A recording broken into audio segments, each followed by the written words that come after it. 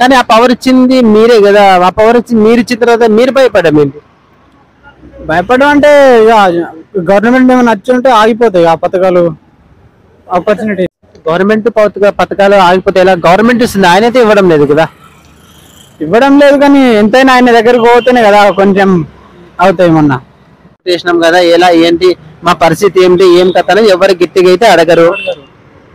Youth ఉంటుంది మీ ఊర్లో, ఓకేనా? మాకైతే జాబ్స్ లేవు, మేమైతే ఇట్లా హైదరాబాద్కి పోయి ఇళ్ళలో అమ్మ నాన్న వాళ్ళందరూ వదిలిపెట్టి మేము అక్కడ పనులు చేసుకుంటున్నాం, మాకు ఇక్కడ ఏమన్నా కల్పించండి, మాకు రోడ్లు లేవు, ఏం కథ మా సంగతి అయినా పట్టించుకో ఒక యూత్ కానీ ఎవరేమో ఆలోచించలేదా?